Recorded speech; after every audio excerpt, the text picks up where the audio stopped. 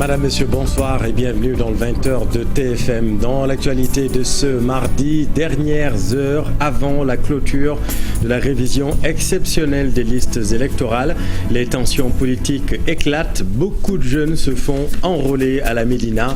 Nous ferons le point à Dakar et en région. Des députés de Benno Bokk Yakaar cités dans un trafic de passeports diplomatiques. Les deux parlementaires simulaient des mariages avec leurs clientes. On vous explique tout dans cette édition. Sur le front du coronavirus, le professeur Moussa Seydi associe les anti-vaccins à des criminels. Selon lui, la maladie est en passe de devenir une pandémie pour les personnes non encore vaccinées. Décryptage dans cette édition. En Guinée, 2 jours après le coup d'État, le CNRD a commencé le démantèlement des postes avancés mis en place depuis 2018. C'est un symbole fort de la fin du règne du président Alpha Condé. En sport, deuxième journée éliminatoire Coupe du Monde Qatar 2022. Le Sénégal a battu le Congo 3-1 à Brazzaville. Réaction et analyse dans la page des sports.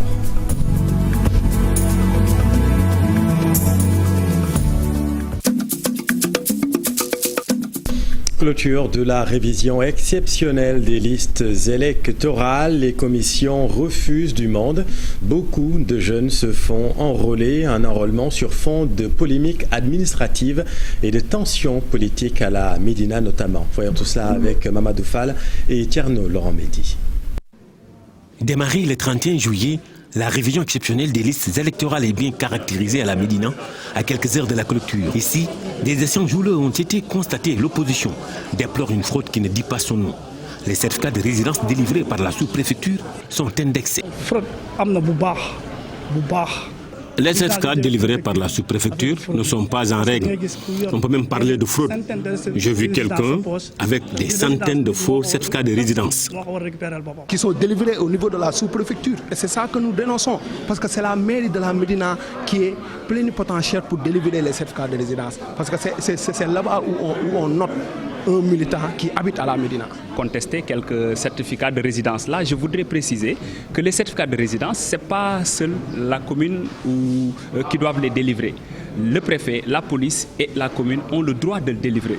Pour le maire de la Médina, beaucoup de sous-préfets sont au service du pouvoir. De rester des républicains, de rester des agents de l'État neutres. Mais beaucoup de sous-préfets ne sont pas neutres, ils sont au service du parti au pouvoir. Ce qui n'est pas normal. Et vous les maires, ne l'acceptez pas. Ne l'acceptez pas. N'acceptez pas que des sous-préfets soient les complices des candidats du parti au pouvoir pour délivrer des certificats de résidence, soit vierges, soit des gens qui n'habitent même pas à la région de Dakar. Refusez. En tout cas, la Sénat, elle joue bien son rôle, selon le président de la commission de la Médina. Les certificats de résidence venant du sous-préfet Djibi Diallo sont dûment signés par lui ou son adjoint.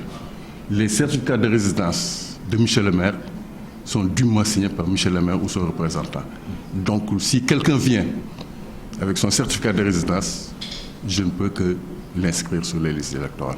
Les élections locales et départementales semblent avoir des enjeux majeurs à la Médina. Des centaines de jeunes ont pris d'assaut les commissions pour s'inscrire. Et la clôture des listes est prévue ce mercredi à 0h. Et vous allez le voir, à Saint-Louis, c'est pratiquement le grand rush à la préfecture. Ousseynou Diop, Habib Seck. À 2 jours de la clôture des inscriptions sur les listes électorales, les Saint-Louisiens ont pris d'assaut la préfecture. Sur place, les opérations se déroulent normalement, mais là où dans la journée la commission recevait moins de 100 personnes, le nombre est passé au triple ce mardi à quelques heures de la clôture. J'étais en voyage et j'ai reçu l'information à 2 jours de la clôture. C'est pourquoi je suis en retard. Pour les autres, certainement, ils voulaient attendre le dernier jour. C'est une habitude des Sénégalais. Pour certains, beaucoup n'ont pas reçu la bonne information, alors que d'autres citoyens tardent à s'inscrire par manque de temps. Aujourd'hui, j'ai vu qu'il y a eu beaucoup de monde, mais à mon avis, les gens n'ont pas eu la bonne information avant. Certainement, beaucoup pensaient que c'est sur plusieurs mois. Le rush noté à quelques heures de la clôture de la révision exceptionnelle sur les listes électorales pousse les partis de l'opposition à demander une dérogation. Une demande formulée par le mandataire du Parti démocratique sénégalais. Effectivement, cette inscription, ne serait-ce qu'encore pour 2 semaines, pour permettre effectivement les gens qui sont effectivement à Saint-Louis et qui veulent s'inscrire, de s'inscrire massivement. Au total, le département de Saint-Louis a enregistré 4 966 opérations. 4 966 opérations. Nous avons enregistré 3 136 inscrits. Donc 1826 modifications, 3 changements de statut et une radiation. La révision sur les listes électorales sera clôturée ce mercredi sur toute l'étendue du territoire national. Mais pour le dernier jour, les commissions risquent d'être débordées. Déjà ce mardi, plusieurs personnes n'ont pas pu s'inscrire à cause du nombre pléthorique de citoyens venus se conformer au processus électoral. Merci Ousseynou. La coalition Benno Bokk Yakaar des SICAP Liberté tire un bilan satisfaisant de l'opération. La responsable politique Zahra Iyane Thiam se félicite du bon déroulement des opérations. Voyons tout cela avec Fatou Bintou Conté et Pape Sangouni Mbaye. C'est demain que se terminent les inscriptions pour la révision exceptionnelle des listes électorales. Dans la zone des SICAP Liberté, l'heure est au bilan. Oui, nous nous sommes retrouvés aujourd'hui à la veille de la fin de la révision exceptionnelle des listes électorales qui a démarré depuis le 31 juillet. Ce que des informations, des remontées d'informations que nous avons eues, aussi bien de la part de nos représentants qui siégeaient au niveau des commissions administratives que de nos responsables sur le terrain, nous avons constaté un engouement certain de la part des populations. Le seul couac noté durant cette période de révision de ces listes électorales, c'est le comportement de certains leaders politiques de la localité qui n'ont cesse de jeter l'opprobre sur le système démocratique. Tous les manquements qui sont notés, c'est relativement à des accusations qui viennent d'acteurs politiques.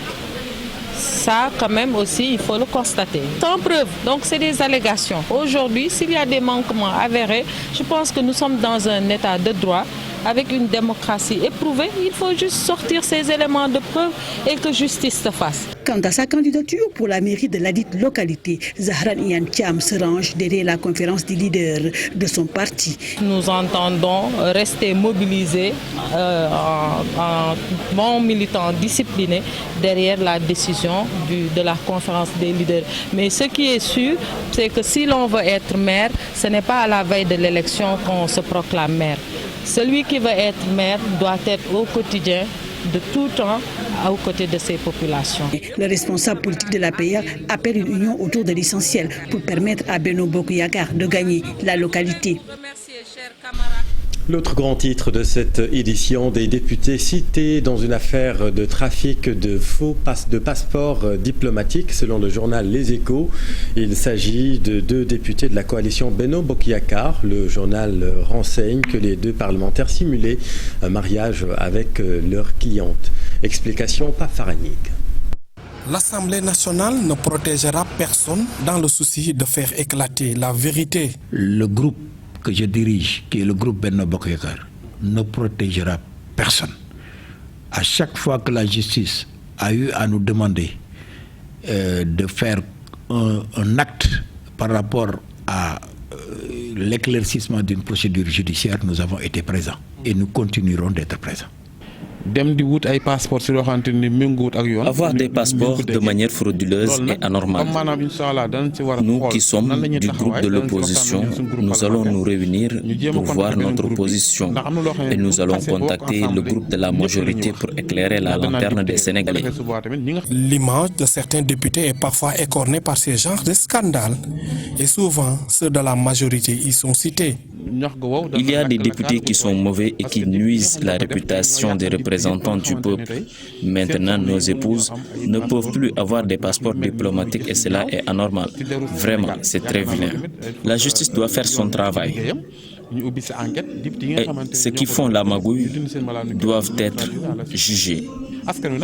Les populations aussi doivent savoir que ce ne sont pas les députés de l'opposition qui font ces magouilles. Alors que l'affaire est pendante devant la justice, les parlementaires appellent à la retenue. Parce que, comme je l'ai dit, le principe de la présomption d'innocence, c'est quelque chose de capital, c'est quelque chose de fondamental. Dans un pays où les règles de démocratie fonctionnent, je pense qu'il faut s'en arrêter là. Après l'affaire des faux billets de banque, l'Assemblée vient d'être secouée par les faux passeports diplomatiques. Une affaire qui risque de ternir l'image de marque de l'hémicycle. Merci Pape Farah. L'actualité, c'est aussi le corps sans vie d'un homme retrouvé la nuit dernière dans une maison inondée à Diamaguène Sicap Mbao, c'est dans la banlieue de Dakar. Selon les témoignages, la victime vivait seule dans cette maison envahie par les eaux de pluie. Parlons consommation. La baisse des prix de certaines denrées annoncées par le ministère du Commerce est-elle effective dans les lieux de commerce? À Tilène, par exemple, acheteurs et vendeurs ne parlent pas le même langage, vous allez le voir. Si certains consommateurs exigent l'application des nouveaux prix homologués, les commerçants disent attendre l'écoulement de leur stock avant de se conformer à cette mesure. Reportage Fatima Touré et Étienne Laurent-Bédi. Dans ce lieu de commerce, des affiches montrant les nouveaux prix campent le décor devant les boutiques. Nous sommes au marché Tilène. Ici, malgré l'entrée en vigueur de la mesure, l'application souffre d'effectivité au grand regret des consommateurs trouvés sur place. Les prix ne sont pas du tout revus à la baisse chez les commerçants. Bien au contraire, c'est cher, trop cher même. Les prix doivent être diminués, nous sommes trop fatigués. La baisse des prix n'est pas du tout effective, malgré la décision du ministre du Commerce. Les commerçants ont tout augmenté. Nous souffrons énormément. Ces dames, très en colère, soutiennent que la thèse selon laquelle les commerçants veulent finir d'abord leur stock de marchandises n'est que pur prétexte. Les commerçants ne devaient pas prendre comme prétexte l'achat de leur stock de marchandises à un prix élevé pour ne pas appliquer la décision du ministre. Ce qu'ils font est malhonnête. Les commerçants font du forcing. Ils n'ont aucun droit d'augmenter les prix. Ils doivent appliquer les prix affichés devant leur boutique. Leur stock, ils l'avaient acheté à des prix normaux. Pourquoi vouloir augmenter? Elle appelle l'État à prendre ses responsabilités. Même si les prix sont revus à la baisse, ils sont toujours chers. Même si les prix sont revus à la baisse, ils sont toujours élevés. Nous demandons au ministre du Commerce de faire un effort. Le contrôle des prix doit être fait constamment, comme auparavant. L'État devait engager des personnes qui feront le travail pour aider à réguler le secteur. La fixation des nouveaux prix de certaines denrées par le ministère du Commerce suscite une polémique entre vendeurs et acheteurs. Les consommateurs souhaitent une solution pérenne concernant la hausse des prix de denrées alimentaires. Merci Fatima. Sur le front du coronavirus, le professeur Moussa Seydi associe les anti-vaccins à des criminels. Selon le chef du service des maladies infectieuses du centre hospitalier national universitaire de Fann, sur 321 patients admis au service des maladies infectieuses entre mars et août 2021, 299 n'étaient pas vaccinés, soit 93% des malades concernés. Le voici lors du point de situation du jour. Au niveau du service des maladies infectieuses de Fann, de mars à août 2021, nous avons eu à admettre 321 patients au niveau du CTE. Parmi ces 321 patients, 299, soit 93%, n'étaient pas vaccinés. Et seuls 22, environ 7%, étaient vaccinés. Mieux encore, nous avons noté juste 3 cas sévères chez les patients vaccinés versus 89 cas sévères chez les patients non vaccinés. La couverture vaccinale, donc, au niveau de Dakar, selon ces informations, est de 25%. Donc, ces chiffres nous confortent dans l'idée que la vaccination non seulement est efficace, mais que cette pandémie est devenue véritablement une pandémie des personnes non vaccinées. Donc, je vais juste remercier les populations et les inciter à continuer dans cette voie, à ne pas faire attention à ce qu'on appelle les anti-vaccins, qui, de mon point de vue, les anti-vaccins actifs, je dis, qui essaient de convaincre les autres de la dangerosité et de la non-nécessité de se vacciner, sont pour moi, pour faire simple, des criminels. Et allons plus loin avec cette question, quel est l'état d'avancement de la campagne de vaccination en milieu rural? Après des craintes et supputations, les populations commencent à se rendre à l'évidence, le vaccin étant le seul remède jusque-là contre le coronavirus. Illustration à Samdiaye, c'est un village de la commune de Fandène. Cher Anta Diop et Seylatir. La vaccination en milieu rural bat son plein. Ce village de la commune de Fandène, Samdiaye. La vaccination contre la Covid-19 est prise au sérieux par les populations. Effectivement, la zone est très consentante en termes de vaccination. Vraiment, la population est adhérente pour la vaccination. Ça reste juste les deuxièmes doses qui vont venir la semaine prochaine. On n'a pas de problème par rapport à l'acceptabilité et par. Il y avait beaucoup de fake news autour de ces vaccinations. Mais quand on a déroulé des stratégies de communication, de faire des entretiens individuels, des causeries, vraiment, les gens ont eu tendance à accepter et à venir d'eux-mêmes pour prendre leur vaccination au niveau du poste. Le poste polarise 6 cases de santé.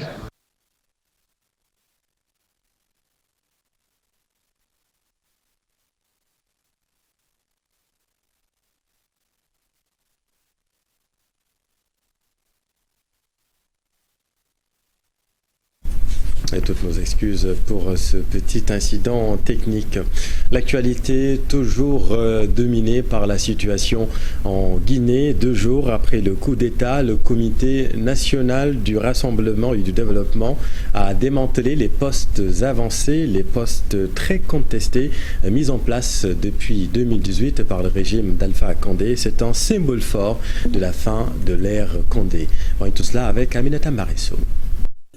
C'est un des actes qui marque la fin du règne d'Alpha Condé. Les forces spéciales ont annoncé à la télévision nationale le démarrage du démantèlement des postes avancés ce mardi.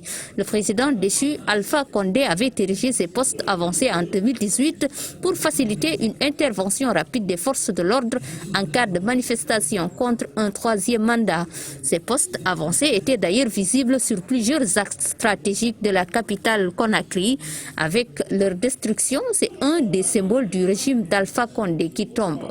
Autre annonce forte des putschistes, la libération des prisonniers politiques. Mamadi Doumbouya et sa nouvelle équipe s'engagent à libérer dans les plus brefs délais les opposants politiques arrêtés par le président Alpha Condé. Une demande pressante du Front national pour la défense de la Constitution. D'ailleurs, ils indiquent que des discussions sur les modalités de libération de ces prisonniers politiques sont en cours entre le Front national de défense de la Constitution et le ministère de la Justice guinéenne. À Dakar, la présidente de la Fédération guinéenne pour le développement, la citoyenneté et la solidarité s'attend à une réconciliation nationale et la fin de l'ethnicisme dans ce pays. Fatoumata Chamdiaye souhaite aussi une transition rapide d'au moins 8 mois. Elle était l'invitée de la matinale de TFM. Ces hommes, il y en a qui sont à saluer, par exemple la libération des prisonniers politiques. Et même aujourd'hui, il a promis de libérer plus de 700 prisonniers politiques. Et on reste aussi à attendre l'ouverture des fermetures, l'ouverture des frontières terriennes qui ont été fermées, ça fait plus de 8 mois, entre 5 pays frontaliers de la Guinée.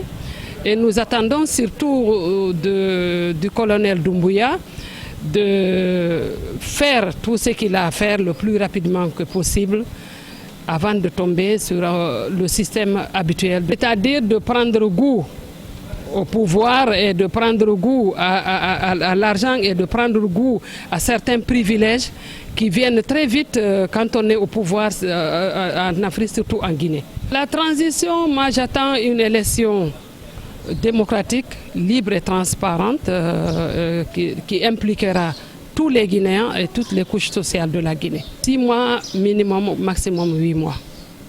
Moi je pense que c'est suffisant. L'unité nationale, la solidarité des Guinéens et surtout la paix sociale, la cohésion sociale, c'est indispensable. Et combattre cette division, il faut qu'il en fasse une priorité. c'est-à-dire réconcilier les Guinéens. Et après des coups d'État au Mali et en Guinée, les forces spéciales des pays de la sous-région menacent-elles la démocratie? Le colonel à la retraite Mamadou Hatch apporte son analyse sur la question. L'ancien militaire pose son regard sur les corps d'élite des forces spéciales et des légionnaires dans les forces armées. Élément de réponse, Ibou Diouf et Diafaraba. Le colonel Mamadou Doumbia est souvent décrit comme étant un ami du colonel Assimi Goïta du Mali. Deux hommes au parcours assez identique, des connexions dans le cadre de la lutte contre le terrorisme, tous des légionnaires et officiers brevetés d'école de guerre. Aujourd'hui, ils traînent une image de putschiste. Des forces spéciales, pour quelqu'un qui vient de la Grande Muette, c'est très difficile parce que les forces spéciales sont spéciales. On les a appelées d'ailleurs avant des forces secrètes. Les forces spéciales, c'est dans les années 56 en Égypte. Voilà, ils ont été utilisés dans la guerre de 73. Pour être force spéciale, il faut avoir ces compétences de parachutiste, de commando. Et dans certains pays, il faut des aviateurs. Il y a sa force spéciale. Les légionnaires, ça a été créé en 1931 en France pour renforcer les unités françaises, les capacités opérationnelles françaises. Mamadi Doumbia en Guinée, Assimi Goïta au Mali, les présidents en exercice de ces deux pays étaient tous renversés par des forces dirigées par ces hommes. De quoi s'interroger sur le rôle de ces unités militaires. Parce que les forces spéciales sont créées en général, actuellement en Afrique, pour défendre le pouvoir. Parce que quand les présidents se sentent un peu, ils créent des forces spéciales, notamment dans beaucoup de pays. Il y a le président mauritanien, après son coup d'État, qu'est-ce qu'il a dit? Dieu, protégez-moi de mes amis. Mes ennemis, je m'en occupe. Face à la montée en puissance du terrorisme, les forces spéciales restent un rempart indispensable. Avec ce qui se passe dans la sous-région, on peut s'interroger sur leur avenir et les rapports avec la politique. Il faut que ces forces spéciales soient laissées à des missions et à un commandement, à leur commandement militaire. Il faut qu'ils entrent dans ce qu'on appelle des forces de réserve générale. Comme au Sénégal, je crois que le Sénégal est un exemple de ça. Donc je crois qu'il faut leur redonner leur mission régalienne, ces forces spéciales, qui sont des missions spéciales. L'actualité en Guinée et même au Mali risque d'instaurer un climat de méfiance entre les États et les forces spéciales des pays de la sous-région, des unités d'élite qui restent des forces face au terrorisme.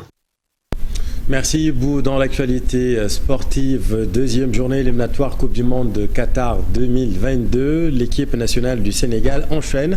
Elle ramène de Brazzaville une victoire de 3-1 devant le Congo. Un succès qui permet aux Lions de reprendre la place de leader du groupe H. Récit du match, cher Sadibou Diarra. Tout de suite dans la profondeur, c'est bien joué. Kalilou Koulibaly pour l'ouverture du... Le Sénégal impose sa suprématie au Congo, à Brazzaville. Un succès maîtrisé de 3-1. Les Lions ont pris par le bon bout une rencontre ouverte. Ils ne mettent pas toutefois assez de rythme dans le jeu. Des occasions pas concrétisées de part et d'autre au cours des 20 premières minutes. Le Sénégal parvient à ouvrir le score à la 27e minute par Boulaïdia sur une longue passe de Kalidou Koulibaly. C'est le premier but de l'attaquant en équipe nationale en 8 sélections. Une libération pour les protégés du sélectionneur Aliou Cissé qui tente de tuer le match. Mais contre le cours du jeu, le Congo obtient un penalty à la 45e minute. Il est transformé par Ganvoula, Silver, un but partout à la pause. Il faut attendre le dernier quart d'heure pour que la rencontre s'anime de nouveau. Les Lions, plus incisifs, reprennent l'avantage à la 82e minute grâce à Ismaïla Sarr. Une avance corsée par Sadio Mané qui obtient et transforme un penalty à la 87e minute. Le 25e but de l'attaquant de Liverpool sous les couleurs du Sénégal qui clôt le score. Le Sénégal, 2 matchs, 2 victoires, garde la place de leader du groupe H. Prochain rendez-vous pour les Lions, une double confrontation avec la Namibie au mois d'octobre prochain. 31 réalisations. Promouvoir le football de plage, objectif d'un tournoi ayant réuni les jeunes de Yoff à la plage de cette localité, un tournoi rehaussé par la présence de l'ancienne star des Lions, El Hadj Diouf, venu accompagner le parrain, une initiative saluée par les acteurs du beach soccer présents également à la plage de Yoff, Iboukan et Moudou Diop. Sur la plage de Yoff-Ngaparou, la compétition entre jeunes de la localité bat son plein. Un tournoi de football rehaussé par la présence du ministre de la Santé, parrain de l'événement, en compagnie de l'ancienne star des Lions du football. Nous, en tant que maire, nous investissons beaucoup dans la jeunesse. Nous avons organisé ce tournoi pour permettre aux jeunes de s'exprimer. Et notre objectif, c'est de faire en sorte que le Sénégal puisse former de grands champions et que Yoff soit un très bon contributeur par rapport à cet objectif national, c'est de faire de vrais champions qui feront demain les victoires du Sénégal. Je peux être que content d'être ici, être aujourd'hui avec la jeunesse et surtout de partager ce moment avec la jeunesse. Ce tournoi sur la plage s'est déroulé également sous la présence de hauts responsables de beach soccer, discipline dans laquelle le Sénégal s'est distingué au Mondial de Russie. Venir à Yoff, assister, voir des jeunes qui s'adonnent effectivement au football sur la plage me réconforte à plus d'un titre et me donne en tout cas encore la volonté de continuer à travailler pour que la relève se prépare. Et aujourd'hui, ce genre d'événement, ici à Yoff, à l'initiative d'Amitop et du ministre Abdoulaye Diouf Sarr, en tout cas contribue au développement du beach soccer et je suis très heureux d'être là. Si on dit que le coach de l'équipe nationale il est là, si on dit qu'il y a 5 joueurs qui sont en équipe nationale qui habitent à Yoff, je pense que tous les jeunes de Yoff devraient travailler dur pour venir en équipe nationale quand même. Le temps d'un soir, les jeunes de Yoff et leur édile se sont retrouvés autour du football, une initiative à pérenniser selon le parrain pour assurer une meilleure relève au Lions du beach soccer. Voilà, c'est la fin de cette édition. Merci infiniment de l'avoir suivi. L'info continue. Dans un instant, Pape Abdoulaye Der et son invité, le politiste Yoro Dia, avec vous. Excellente suite des programmes sur TFM.